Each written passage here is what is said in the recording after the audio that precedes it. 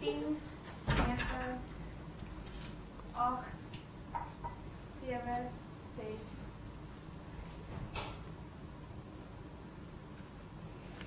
Goeiemôre en baie welkom aan al ons gaste in die ateljee en ook baie welkom aan ons lesers wat deur Facebook saam by ons aansluit vanoggend. Sedert die uitbreek van die coronavirus of COVID-19 in Desember in China en Wuhan, het daar eintlik maar 'n massa-hysterie wêreldwyd uitgebreek. Sedertdien is meer as 110.000 mense met die virus gediagnoseer. Dit het na 110 lande versprei en meer as 4.000 mense is reeds dood daaraan. Ook ons in Suid-Afrika is nie immuun teen hierdie siekte nie. Verlede week is die eerste pasiënt met COVID-19 hier gediagnoseer. Maandag was daar reeds 7 mense met die virus geïnfekteer en vandag het die minister van Gesondheid aangekondig dat daar nog 6 mense met die virus gediagnoseer is. Dit beteken daar is al reeds 13 Suid-Afrikaners met die virus gediagnoseer. Meeste van hierdie mense het egter in die afgelope tyd in die buiteland gereis. Marula Media het die afgelope maande regtig in diepte hieroor berig, maar ons besef dat ons lesers steeds baie vrae het en baie bekommernisse rondom hierdie saak. Daarom het ons 'n span kenners saamgekry wat vir ons bietjie meer oor hierdie belangrike onderwerp gaan sê, vir ons 'n bietjie meer gerus gaan stel en baie van ons vrae gaan beantwoord. So welkom vanoggend by ons, julle. Eers aan die woord het ons vir professor Anton Schultz. Hy is verbonde aan die Universiteit van Pretoria. Hy is die hoof van infeksiesiektes by die departement van interne geneeskunde. En hy gaan vir ons bietjie meer net vertel van die aard van hierdie virus. So professor, vertel net eers vir ons wat is die aard van hierdie virus en hoe verskil dit van die vorige weergawe van COVID-19? Hoekom is dit anders?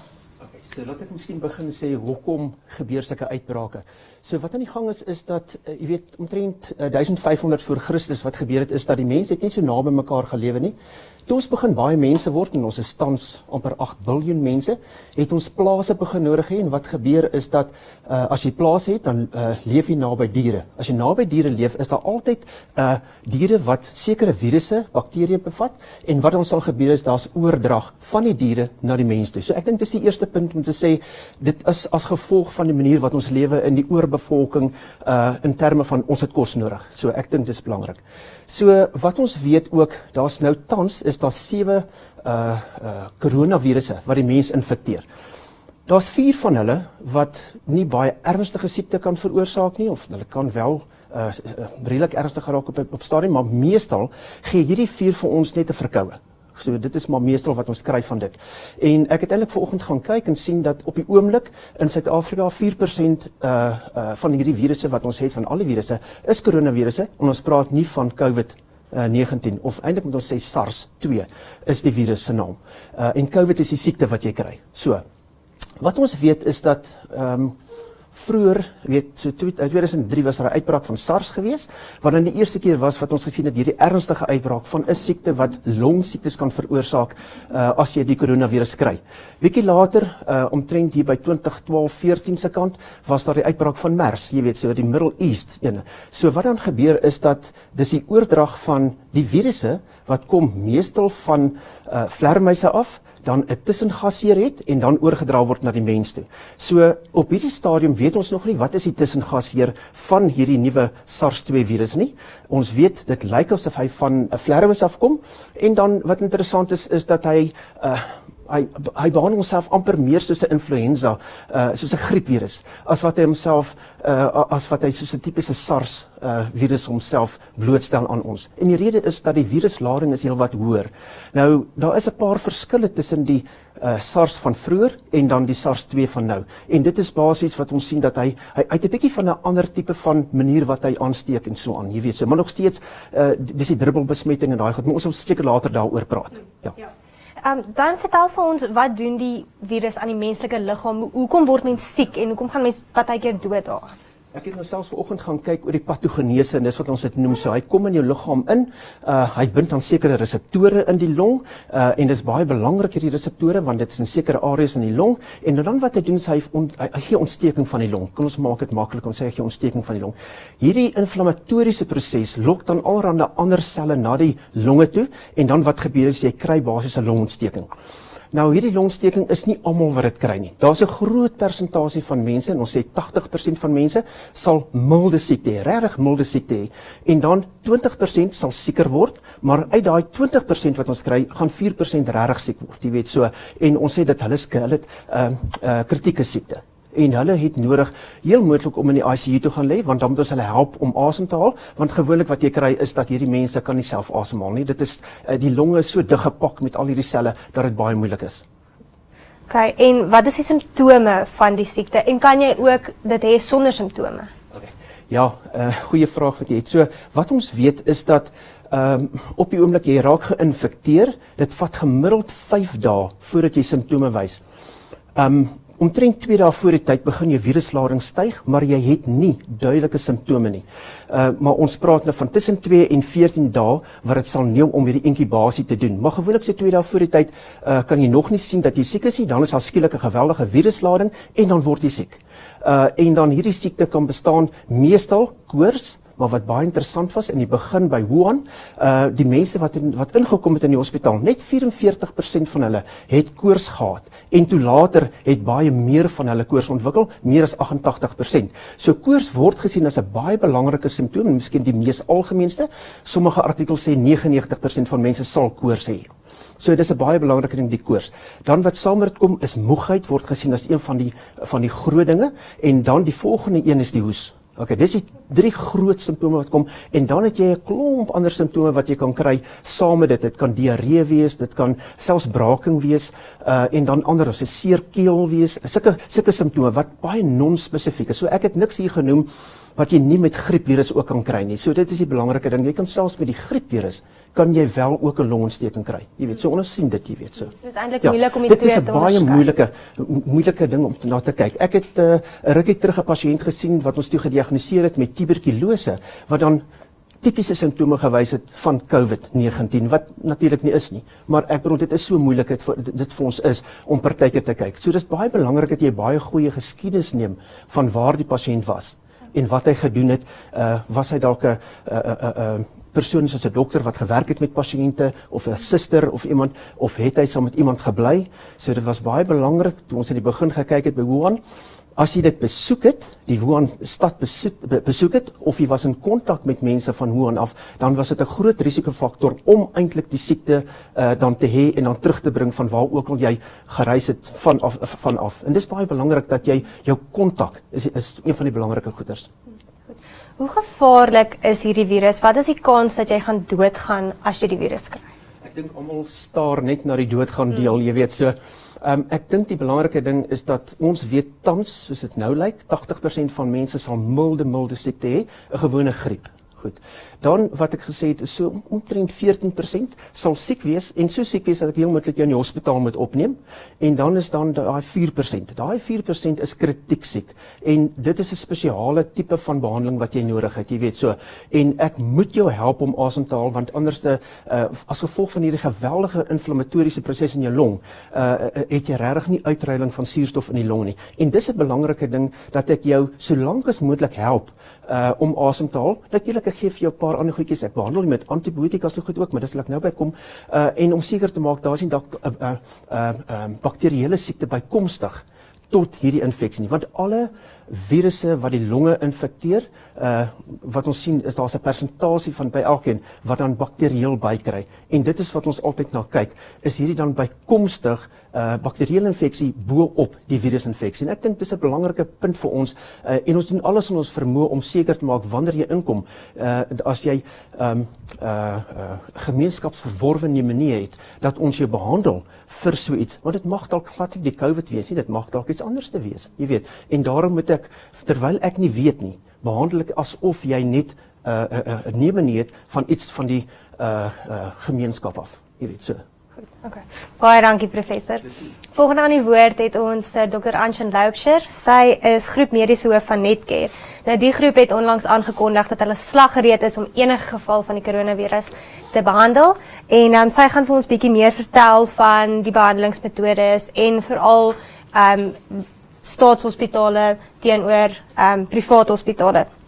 Nou dokter, die regering sê vir ons daar's 13 staatshospitale wat gereed is of uitgewys is om hierdie virus te behandel, maar ek dink baie van ons lesers se groot vrees is dat hierdie hospitale nie behoorlik toegerus is en nie behoorlike kundigheid het om die virus te behandel nie. So die vraag is, indien ek 'n mediese fonds het of ek kan dit bekostig, kan ek na 'n private hospitaal gaan of moet ek in 'n staatshospitaal behandel word indien ek positief toets vir die coronavirus? Ja, so baie dankie vir die vraag. Ek dink in die eerste instansie wil ek graag noem dat hierdie 13 hospitale wat die minister van Gesondheid aangekondig het, is uitstekende toegeruste hospitale met gesondheidsorgpersoneel soos van die kaliber soos Prof Skools wat langs ons sit, wat die eenheid hoof is by Steve Biko Hospitaal. So ek dink Suid-Afrikaners kan weet dat hulle is werklik in goeie hande in die publieke sektor. Daar's uitstekende kundigheid in ons akademiese hospitale om hierdie virus toestand te hanteer. Wat die privaat sektor aan betref, is daar 'n groot hoeveelheid mense in Suid-Afrika wat privaat versekering het en wat daardeur toegang tot privaat hospitale sal kan hê. En daarom die hele privaat sektor en spesifiek Netcare is toegerus om hierdie pasiënte te ontvang sou hulle in ons hospitale aankom. En ook in gesprek met die minister van Gesondheid en die departement van Gesondheid is daar 'n ooreenkoms dat 'n privaat versekerde pasiënt mag kies om na 'n privaat hospitaal toe te gaan. So in daai terme is ons hospitale, ons het 54 akute hospitale en hulle is almal toegerus om in die eerste plek die risiko te erken. Ek dink dis die heel belangrikste ding. Die pasiënte kan by enige hospitaal of kliniek aanklop of 'n ambulans en daarom is al ons fasiliteite, ons ambulanse, ons primêre gesondheidsorgklinieke en ons akute hospitale en selfs ons psigiatriese hospitale is toegerus om die risiko te identifiseer.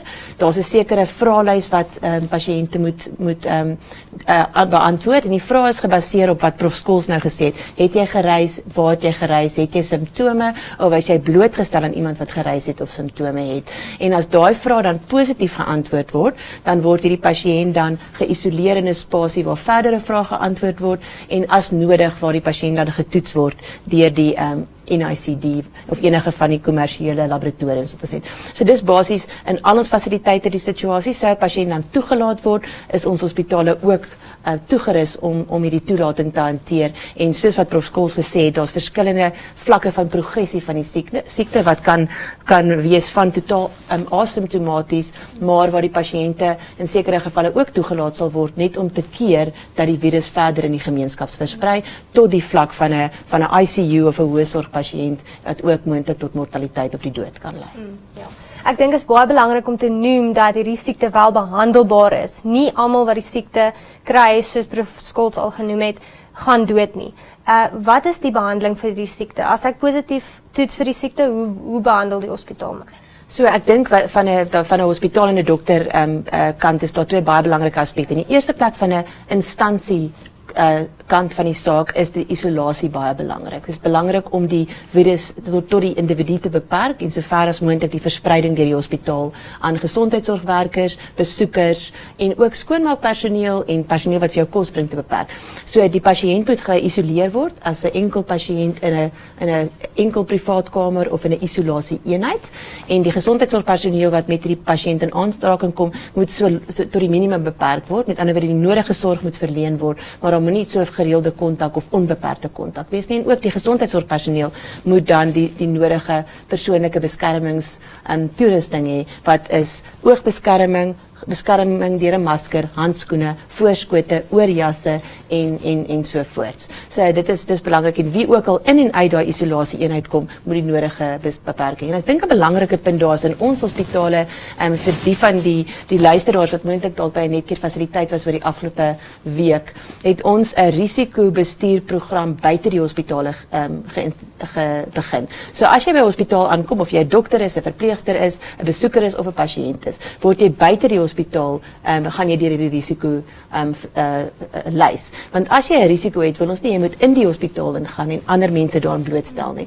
En dan het ons 'n maklike manier om aan te dui dat jy uit die risikoprogram gegaan het. Jy kry 'n stickertjie op jou hemp of jou lapel wat sê vandag is die rooi stickerdag en jy het die plakkertjie op wat sê jy is gerisiko assesseer en jy het nie 'n risiko nie. So ek dink dis baie belangrik in terme van hoe die instansie dit hanteer, hoe die kliniese hantering werk is wat Prof Skools voorheen beskryf het. In die asymptomatiese gevalle is dit basies nie behandeling nie. En dan staan dieselfde behandeling wat jy sou toedien as 'n pasiënt griep het, simptomatiese behandeling, en dan as dit kom by die gekompliseerde siekte, dan is daar partykeer antibiotika nodig as daar 'n samehangende bakterieële infeksie is, en dan orgaan of multi-organ support, soos ventilasie, intraveneuse vloeistof, en selfs in ekstreme gevalle dialyse of watter ook al orgaanbehandeling dan of support nodig is. So dis basies die kliniese en die institusionele behandeling.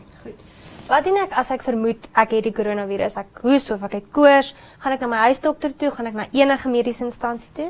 So die eerste belangrike ding is om te probeer om uit te bly uit plekke waar daar ander mense is. So daar is 'n nommers wat gebel kan word. Die NICD het 'n publieke nommer wat die publiek kan bel en waar 'n kundige persoon aan die ander kant van die lyn met jou deur 'n stel vrae sal gaan en jy sal verduidelik of dit nodig is om na 'n mediese fasiliteit toe te gaan of nie. Daar's baie instansies waar die NICD spanne na huise toe stuur om dan die pasiënte daar te kom ondersoek en selfs om die toets daar te doen sodat hierdie pasiënte nie na 'n hospitaal toe gaan of na 'n GP praktyk toe gaan en ander mense blootstel nie. Dan is daar ook verskeie fasiliteite waarheen jy kan gaan. Ja, jy kan na jou GP toe gaan. In die Netcare konteks kan jy na 'n Medicross fasiliteit toe gaan wat ons GP klinieke is, as ook na ons noodgevalle eenhede in al ons hospitale en selfs in sekere gevalle waar pasiënte voel hulle moet 'n spesialis raadpleeg, kan hulle dan direk na 'n mediese persoon toe gaan waar daar ook die volgende vrae gevra gaan word. As dit nodig is, gaan die NICD gebel word en dan as dit nodig is, ons is seker ons noem dit die definisie van die coronavirus of COVID-19. As jy daai kriteria as daai kriteria positief is, dan moet die toets dan gedoen word wat basies 'n swab is van binne jou neus en binne jou keel wat dan getoets word vir die coronavirus en dis dan hoe die virus bevestig, die diagnose bevestig word. Hoe voorkom ek die virus? Hoe voorkom ek dat ek dit opdoen? Moet ek 'n masker dra? Is daar sekere vitamiene wat ek kan drink, medikasie wat ek dalk kan gebruik? Hoe voorkom ons dit? So ek dink daar's 'n paar praktiese maatreëls wat baie belangrik is. Die eerste ding is goeie handhigiëne. En ek dink wat COVID-19 vir ons gedoen het, is dit finaal vir mense laat besef dat handhigiëne belangrik is. Want handhigiëne wat swak toegepas word, is so 'n groot probleem vir ons in gesondheidsorg. Dit versprei allerlei bakterieële en virusse toestande wat toestande in hospitale versleg. So ek dink dis die een positiewe ding waar ek persoonlik baie opgewonde is. Dat uiteindelik besef mense, jy moet jou hande was. Nou gewone seep en water is voldoende, maar ook alcohol, enige tipe van vloeistof wat 60 tot 70% alcohol in het is voldoende en dit is kommersieel beskikbaar. Ek weet daar's 'n groot tekort daarin op die oomblik, maar dis die eerste belangrike beginsel. Dan as jy siek is en simptomaties is, as jy nies of respiratoriese simptome het, om weg te bly van ander mense af. En as jy dan byvoorbeeld genies het in jou hande om jou hande te was daarna. So ek dink persoonlike respiratoriese infeksiebeheer en handhigiëne. En dan die derde beginsel op die oomblik is regtig om reis te beperk. So in 'n situasie soos 'n wêreldwye pandemie is een van die eerste beginsels om te sê reis net as dit regtig nodig is. So ongelukkig is dit so dat jy sal gesien het in die media dat klomp kongresse en sportgeleenthede, groot konserte word gekanselleer want klomp mense saam, vliegtye, spasies met lugversorging is ultimately die plek waar hierdie kieme die beste versprei. So ek dink dit is die basiese beginsels. Ja, en ek dink om na jouself te kyk in terme van hoe goed jou voeding is, om vitamiene te neem is nooit 'n slegte idee nie. Ons gaan nou in die griepseisoen in. En ek dink die ander belangrike ding is om voorsorg te tref in terme van griep deur die immunisasie te kry of die vaksin te kry.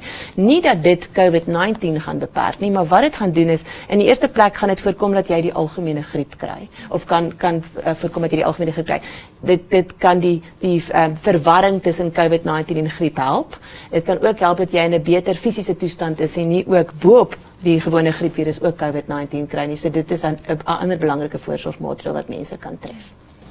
Baie dankie dokter. Ons weet dat die coronavirus nie net mense affekteer nie, maar ook 'n groot invloed op die ekonomie het. Verlede Vrydag is die Amerikaanse aandelebeurs vir 15 minute lank gesluit, net om hierdie paniek rondom COVID-19 bietjie te probeer bestuur. Dis die eerste keer sedert 2008 se resessie wat dit gedoen is. Baie mense sê die markte is nou die laagste wat dit in die afgelope dekade was. So, saam met ons hier is Daniel Du Plessis. Hy is 'n beleidsontleder by Sakeliga en hy gaan vir ons bietjie meer vertel oor die ekonomiese faktore van die coronavirus. Welkom Daniel. Baie dankie.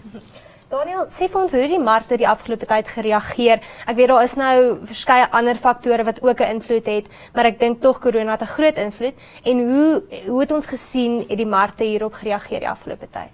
Ek dink die eerste belangrike ding om dalk te bespreek is wat presies 'n mark is en wat sy funksie is. Tot 'n groot mate wat die markte probeer doen ten alle tye is om waarde te varieer. So wanneer dit is amper 'n bietjie klein bietjie soos om Texas Hold'em poker te speel. Jy het 'n sekere hoeveelheid kaarte in jou hand en jy het 'n bepaalde idee van wat die waarde van daardie kaarte is. Maar soos nuwe kaarte uitgedeel op die tafel geplaas word, beteken dit skielik die waarde van daai kaarte kan drasties verander en verskil. Wat nou gebeur het is ons het 'n bepaalde stel bates by ons gehad. Die mark het 'n sekere idee gehad van hoeveel die dinge op hom werd is en nou skielik kom daar 'n COVID-19 kaart wat uitgedeel word. Nou, dis nog nie presies duidelik wat dit beteken in die reëls van hierdie speletjie nie. So wat ons sien is dat die mark probeer baie vinnig groot aanpassings maak om te probeer hierdie risiko verreken. En dit het allerlei implikasies. So een voorbeeld van die implikasies wat dit het, is dat jy sien dat 'n klomp aandelepryse val, veral in vervaardiging en in mynwese en daai tipe goederes, juis omdat daai die tipe aktiwiteite is wat deur 'n risiko soos hierdie in die ernstigste bedreig gaan word. Daarom gaan daai maatskappy nie soveel wins toon nie of sy funksionering gaan aangetast word en daarom is sy aandele nie meer soveel werd nie. Dieselfde byvoorbeeld met regeringseffekte. So die Suid-Afrikaanse regering leen geld. Nou is daar uiterste internasionale onsekerheid en beleggers wil nie blootgestel word aan riskante bates nie. Suid-Afrika het 'n reputasie vir 'n riskante bate wees, net soos meeste ontwikkelende lande, en daarom vlug mense nou na Amerikaanse staatseffekte toe, eerder as Suid-Afrikaanse staatseffekte. En dit is dan ten dele wat iets veroorsaak soos die groot wisseling wat ons sien in die rand-dollar wisselkoers. So kortom, wat die markte probeer doen op hierdie stadium is om te kompenseer vir 'n baie groot hoeveelheid van onbekende faktore. En dis waarom ons hierdie drastiese wisseling sien.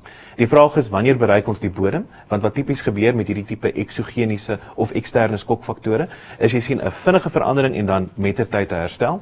Die vraag is hoe vinnig gaan dinge weer terugkeer na normaal toe aan die een kant en aan die ander kant hoe vinnig gaan ons sien dat daar eintlik deur regerings onderneem word om sekerheid te gee en hoe hulle gaan optree teenoor hierdie krisis. Want uiteindelik die organisme self is nie van so groot belang nie. Die sosiale reaksie daarop vir die markte se doeleindes is eintlik die groot vraag. Ons weet dat China een van ons groot handelsvennote is en hoe het hierdie virus ons uitvoere, die Suid-Afrikaanse uitvoere spesifiek beïnvloed? So dis 'n baie interessante en goeie vraag. En dit het veral betrekking op sekere industrieë, soos byvoorbeeld die nywerheidsindustrie wat fokus op vervaardiging, mynbou en natuurlik landbou ook. Nou, wat die effek is dat een van ons handelsvennote is natuurlik China, maar daar's ander handelsvennote ook. En Suid-Afrika funksioneer met sy 5 grootste handelsvennote, wat afhangend van hoe jy dit definieer, China, Japan, die VSA, Duitsland en Indië is, funksioneer ons basies in terme van 2 groot industrieë, vervaardiging en mynbou. Nou, dit het 2 effekte. Aan die een kant binnekant China is daar minder van 'n aanvraag na ons mynbouprodukte, want hulle vervaardiging het basies tot 'n stilstand gekom. Nou, dis van toepassing in China, maar daai effekte kan ook oorspoel na die ander industrieë of die ander ekonomieë wat ons diens op hierdie manier. So dit beteken ons uitvoere van daai goeder word bietjie moeiliker en dis sonder dat ons self die virus in Suid-Afrika kry, kan dit 'n bepaalde effek op ons mynbousektor hê. Dieselfde natuurlik vir iets soos vervaardiging. Vervaardiging het ons baie parte nodig wat van baie keer van China of van Duitsland af veral kom en dit beteken dat die vervaardigingsindustrie in Suid-Afrika dan ook baie intense probleme gaan beleef. So wat tipies gaan gebeur is jy gaan sien dat in die kort termyn na medium termyn gaan daar vir sekere industrieë in Suid-Afrika bepaalde uitdagings wees. Bepaalde uitdagings met voorraad kry vir vervaardiging en vir in die algemeen die voorraad wat jy sou invoer van China af en bepaalde uitdagings met uitvoere. Dit is nie natuurlik die inherente struktuur van hierdie ekonomiese verhoudinge word nie geaffekteer in die lange duur nie. En dis is nie te sê dat hierdie nie relatief vinnig kan herstel nie. Die groot vraag is net hoe lank gaan dit vir China vat om weer in volle produksie te kom en wat is die effek van hierdie virus in die ander uitvoerjurisdiksies wat ons dien. So as ons praat oor risiko moet ons heeltemal eerlik wees. Dis nog nie duidelik presies waar die aandelemark gaan val tot waar hy gaan val nie, maar dit is baie belangrik om nie paniekerig te raak nie, juis omdat hierdie onderliggende inherente strukture nie noodwendig geaffekteer gaan wees nie. Jy het nou vir ons gesê dat ons weet nog nie hoe ver hy gaan val nie. Ons weet dit nog nie gestabiliseer nie. Hoe lank dink jy kan dit neem vir die markte om te stabiliseer? Sien, dis die groot probleem is mens plaas regtig jou reputasie op die spel as jy probeer om die mark so te voorspel. Wat ek wel kan sê is dat ek dink ons kyk na 'n draaipunt in party van die jurisdiksies wat geaffekteer was. Dis natuurlik moontlik dat dit dalk weer kan terugkom en dat weer 'n probleem gaan wees. Die groot vraag is uiteindelik wat gaan regerings doen om hierdie verspreiding van hierdie virus te voorkom. So in die konteks van Italië sien ons 'n baie bepaalde benadering. Ons sien 'n grootskaalse regeringsbenadering wat probeer om letterlik alle reis ensovoorts in die land te beperk. Dit veroorsaak twee tipe skokke op aanvraag en aanbod. Aan die een kant het jy 'n gebrek aan aanvraag wat skielik teweeggebring word deur die feit dat mense bly by die huis. Hulle gaan nie uit nie, hulle gebruik minder fisies uit die ekonomie uit. En aan die ander kant het jy 'n aanbodskok want jy sit met produksie wat gestop word, fabrieke wat gesluit word ensovoorts. So waarna kyk ons? Ek sien baie lande soos Amerika praat van 'n 3 maande na 6 maande tydhorison. Ek dink nie dis 'n onredelike skatting nie, maar dit is baie moeilik om te sê. So wat kan beleggers doen om hulle geld te bestuur sodat om te keer dat die coronavirus hulle so erg beïnvloed? Waarin belê ons nou? So hier is uiteindelik die kruks van die saak en dis baie belangrik dat mense nie paniekerig raak nie. Die beste ding wat jy kan doen is om te ontspan en rustig te wees en jou bates waar hulle is nou net te los. As jy wou paniekerig geraak het, is 2 maande terug die regte tyd gewees, maar as jy dit toe kon doen, sê jy baie geld kon maak. Maar die punt is, ons is nou in hierdie ding, dis nou nie 'n krisis nie. Wat ons behoort te doen is dit doeteenvoudig aan te gaan met die bestaande finansiële planne wat ons reeds in plek het. As jy die regte finansiële planne gehad het, is hulle reeds gediversifiseer vir risiko. Die beste wat jy kan doen op hierdie punt is om aan te gaan met wat jy aangaan. Baie dankie Daniel. Laastens het ons vir Dr. Jerry Bezuidenhout aan die woord. Hy is 'n psigiater en hoof van mediese dienste by Vista Kliniek en hy gaan bietjie met ons gesels oor die sielkundige aspekte van die virus. Dokter, dink jy die uitbreek van die virus en die feit dat die media voortdurend daaroor berig en mense praat daaroor, het 'n effek op mense se gemoed en veral Suid-Afrikaners se gemoed? Dit definitief. As jy die beginsel van emosies verstaan, emosies is nie tyd of realiteit gekoppel nie. So hoe meer ons hoor van die virus, hoe meer hoor ons emosies, maar hier's gevaar. Hy kan nie onderskei tussen China en Suid-Afrika, want hy's nie realiteit gekoppel nie. En dan hardloop dit uit beheer uit. En sodra jou angsvlakke begin hoog raak, begin jy emosionele besluite maak en jy begin emosioneel dink, nie rasioneel nie. En dis wanneer jy kry soos nou in Australië was vir die 2 vrouens beklei oor toiletpapier. Dit is totaal irrasioneel. Later dan sal hulle sien maar het 10 en 'n lag daaroor. Maar so ons emosies kyk na wat gebeur rondom ons. En hulle kan nie werklik ware gevaar raak sien nie. Hulle kan net aanwys daar's moontlik gevaar. So hulle hoor die gevaar oor die TV en oor al die sosiale media en al die kanale, maar ons emosies kan dit nie onderskei nie. So ons moet dan rasioneel begin kyk na, okay, maar wat is die gevaar werklik waar hierso? Ons hoor en verstaan van ons lesers dat hulle regtig paniekbevange is. Ons sien dat skoonmaak met 'n handskoonmaakmiddels en maskers regtig van die rakke afvlieg en mense maak omtrent blikkies kos bymekaar. Waarom hierdie massa-hysterie? Want daar's baie ander siektes wat en epidemies ook in die verlede gewees waaraan mense doodgaan. Hoekom is ons so hysteries hieroor? Ek dink die grootheid van die media blootstelling wat daar kry, dryf dit ongelooflik. Mense hoor nou wat aangaan. En weer eens, ons het 'n magdom van inligting, maar die gemiddelde ou wat nie noodwendig 'n mediese persoon is nie, het nie altyd die raamwerk om te kan sê, okay, maar hoe evalueer ek hierdie gevaar nie? Dit is so mooi om te hoor Prof. Skool praat so mooi, jy weet, hy tog jy's dis nou 'n lekker interne geneeskunde lesing, dit is nou great, jy weet. Maar die algemene persoon aan buitekant het nie daai raamwerk nie. So hulle weet nie om te weet wat is gevaarlik en nie gevaarlik nie. En dan kom die volgende ding in, en is dat mense begin praat met mekaar. En dan besluit ene, maar ek gaan nou die maskers koop. En dan kry jy die fliekkaartjie effek. Jy weet die flieks met die langste kaartjielyn, ons almal gaan soontoe, want die mense voor my het mos goeie oordeel, so ek volg daai lyn. So as daar net genoeg mense begin koop, dan volg die res. Ons begin nie meer rasioneel dink daaroor nie. En die groot poging is maar net om ons onsekerheid vas te hou. Jy weet, en daai paniekerigheid minder te maak. Maar weer eens, jy weet, as jou angsvlakke hoog genoeg gaan, dan begin jy net irrasioneel, emosioneel reageer. Hoe keer ek dat ek juist daai reaksie het, daai irrasionele paniekbevange reaksie? Hoe kalmeer ek myself en berei myself voor vir die moontlikheid dat ek dalk die virus gaan opdoen? Ek is baie rustig, maar ek nou hulle geluister en ek kan nou lekker ontspan, jy weet. Ek hoef nie my whisky te gebruik om my hande te was nie, want die alkoholvlak is te laag. Jy weet, my geld kan aan die ander kant bly, jy weet, en Maar die hospitaal weet wat hulle gaan doen. Ek dink die realiteit daarvan is dat infeksies is deel van ons lewens elke dag. En ons kan nie bepaal wat ons gaan kry of nie gaan kry nie. Jy kan doen wat jy binne in jou beheer het om te doen. Jy weet jou handhigiëne. Jy weet jou kinders leer rondom dit. En dan net besef, maar weet jy, as ek siek raak, mense raak elke jaar siek. Mense sterf ongelukkig elke jaar. En om te gaan 'n bietjie rasioneel sit en dink, maar raak ek gewoonlik siek, jy weet. Wat sê my dokter vir my oor die algemeen? Ek is hoë risiko, ek moet my griep inspuiting gaan kry. Dan is jy hoë risiko, dan moet jy 'n bietjie meer ander voorsorgmaatreëls tref en bietjie veiliger wees.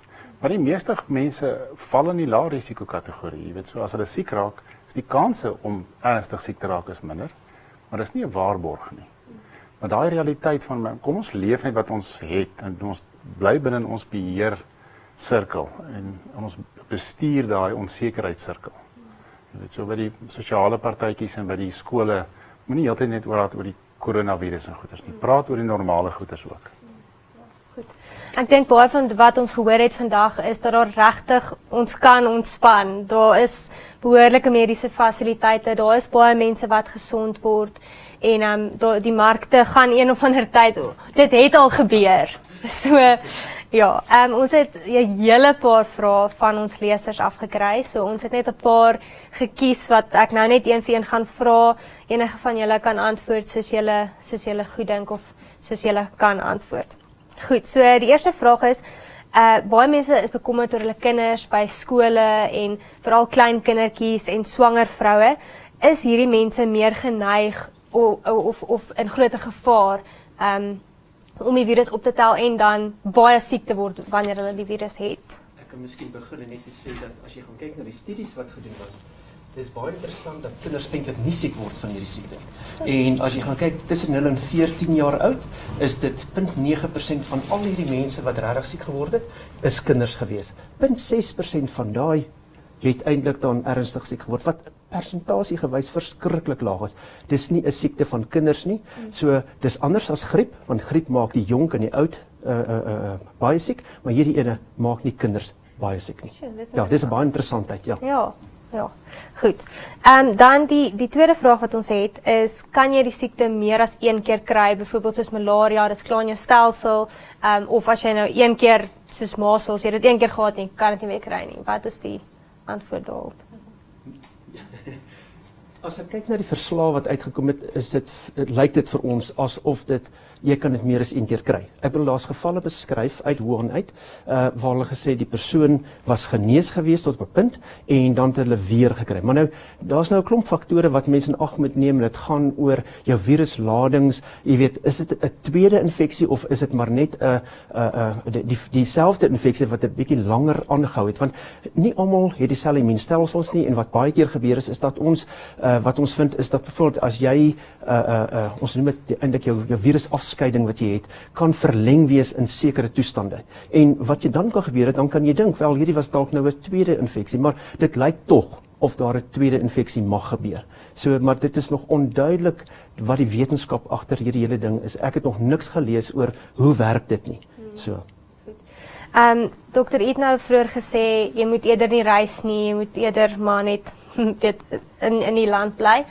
Maar wat as jy moet reis? Daar's besigheidsredes. Hoe hanteer jy dit en hoe maak jy seker watter voorsorgmaatreëls kan jy tref as jy dan nou moet reis? So ek dink in die eerste plek om te praat oor die besluit of jy moet reis of nie. Ek dink dis baie belangrik om te besluit of dit werklik nodig is. Ek dink ons is so gekonnekteerd wêreldwyd met kommunikasiemedia dat jy werklik kan Skype of Zoom of video call met iemand in 'n ander land as dit werklik oor besigheidsgesprekke gaan. Want ek dink die groot risiko is regtig, soos ek voorheen gesê het, is 'n klomp mense saam in 'n vliegtuig, lugversorging en ook as jy na groot konferensies of konserte toe gaan of plekke waar besigheid gedoen word, daar's klomp mense saam wat van verskeie plekke afkom en selfs al doen jy jou eie persoonlike higiëne so goed soos wat jy kan, is jy nooit seker hoe almal om jou hulle persoonlike higiëne doen nie. So ek dink dis 'n belangrike beginsel en die tweede belangrike beginsel is daar's baie inligting beskikbaar soos Dr. De Besaiden het vroeër gesê het. As jy net na die Wêreldgesondheidsorganisasie se daaglikse situasie rapport kyk, kan jy sien daar's 'n wêreldkaart en jy kan sien waar daar's omtrent nou geen kontinent wat nie geaffekteer is nie. Daar's amper geen land wat nie geaffekteer is nie, maar daar is areas wat regtig op die oomblik groot risiko's is soos Europa, Italië spesifiek en dan lughawens waar mense deur beweeg na ander dele van die wêreld, soos Dubai en Singapore is groter risiko's as ander lande wat minder geaffekteer is.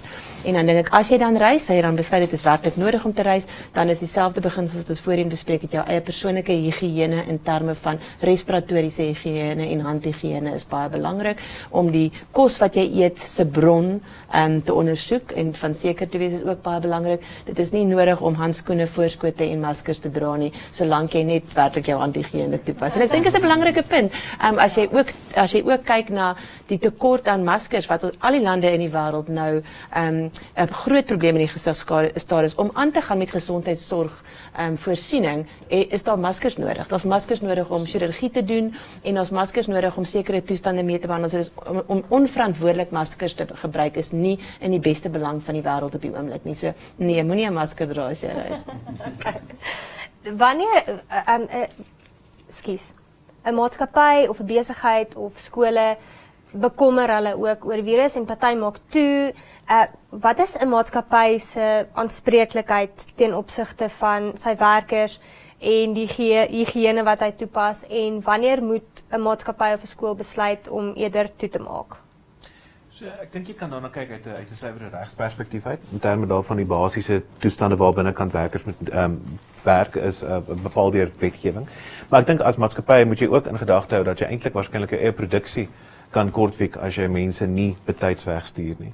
So ek dink dis iets wat maatskappye en ek dink dis die beste manier om te bestuur waarskynlik is dat maatskappye moet baie intelligent hulle eie risiko's in ag neem en waar ook al moontlik moet jy sê as dit op daai punt kom, sê wel kom ons werk meer elektronies.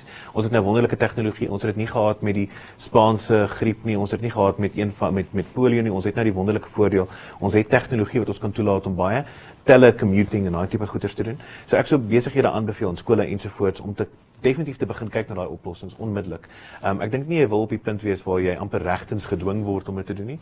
As dit op daai punt kom, het jy waarskynlik reeds jou ekonomiese scenario self ingeboet. Goed. So enigiets wat jy miskien wil byvoeg in terme van hoe jy jou werkers beveilig of nie verder kan blootstel aan die virus in 'n kantoorspasie nie.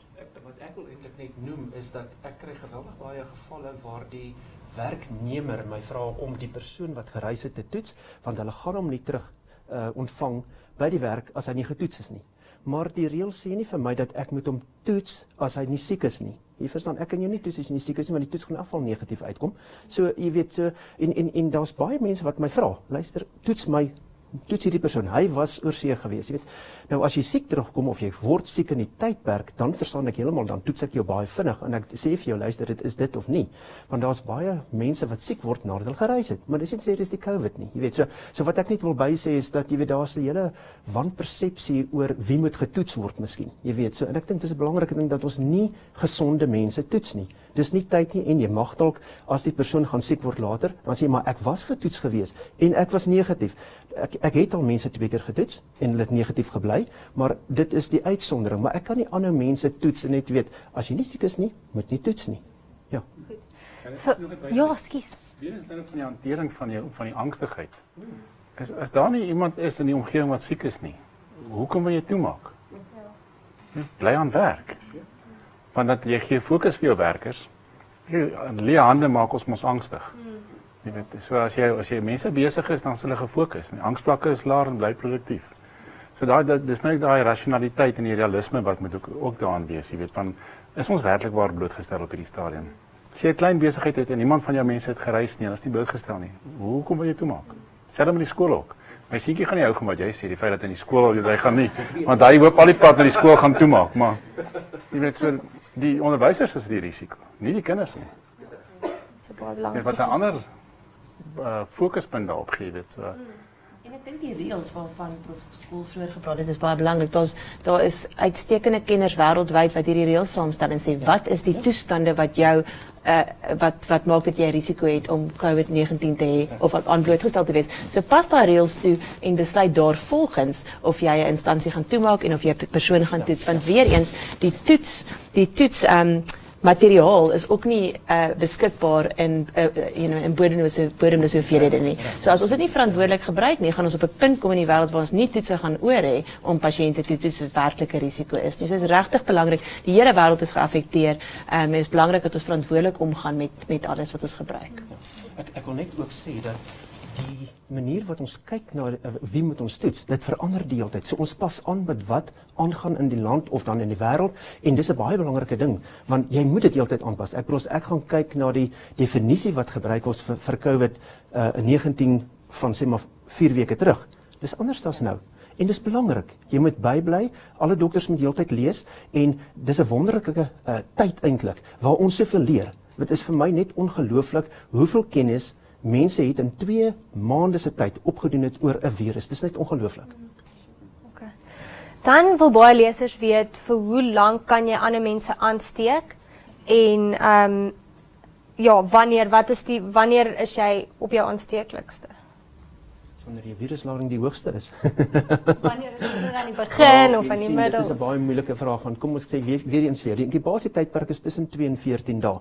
Afhangende wanneer jy gaan siek word. So die gemiddeld is gewoonlik 5 dae. As jy ernstig gaan siek word, is dit gewoonlik dag 8 wat jy omtrent ernstig siek word, maar in daai tydperke is jy meer aansteeklik omrede dat jou viruslading is hoog en jy nies, jy het sekresies en sulke goed wat afkom en daarom is dit belangrik in daai tydperk wat dit is. Jy weet so dit hang alles af van hoe jou siekte lyk en ek dink mense verskil van mekaar wanneer dit gaan gebeur. Jy weet, maar 'n baie belangrike ding vir my is die klein partikeltjies wat ons heeltyd terwyl ek praat, kom die klein partikeltjies uit en almal asem dit in. Dit is nou maar net hoe dit werk. En hierdie partikeltjies kan die virus bevat as ek die siekte het en ek hoef nie te nies en of te hoes nie. Wat ons wel weet en daar's navorsing daaroor gedoen, is dat 'n mens moet versigtig wees oor die afstand wat jy hou van 'n persoon af. Nou wat my pla is dat weet die studies waarna ek kyk en ek werk omtrent 15 jaar in TB en dis vir ons baie belangrik om te kyk na die klein partikeltjies. Is daar studies van wat gewys het wel 6 meter. Ek kan 'n partikel 6 meter ver nies en dis 'n belangrike ding. So dis goed wat jy moet dink aan. As ek hoes 2 meter, as ek normaal praat omtrent 1 meter. So ja, 'n mens moet net daaraan dink. Waarom sit ek dan die masker, die gewone chirurgiese masker op 'n persoon? Wel, ek wil nie hy moet so ver projekteer nie. En dit is eintlik die ding wat ek probeer doen wanneer ek 'n masker op 'n siek pasiënt sien. Dat alles net hier afval of in die masker vas is. Maar natuurlik daai masker kan jou weer aansteek. So jy moet weet as jy 'n masker opsit dat daai selfe masker kan jou heeltyd aansteek ook. Jy moet baie versigtig wees. Die voordeel van die masker is dat jy vat nie in jou gesig nie. Nou alle mense vat in hulle gesigte omtrent 23 maal 'n uur sonder dat jy weet. So die voordeel van die masker is nie dat hy soveel goed stop wat met deurgaan of inkom nie, maar dat jy nie aan jou gesig vat nie. En dis die oppervlaktes vat in die gesig wat meestal jou aansteek ook. So. Baie dankie julle. Ek hoop regtig ons kon deur hierdie gesprek help om mense in te lig en meer gerus te stel. Ek dink die belangrikste is was jou hande en lees asseblief Marula Media. Ons doen ons bes om julle op te dateer op die situasie soos alles gebeur en ja, moenie paniekerig wees nie. Baie dankie dat julle ingeskakel het.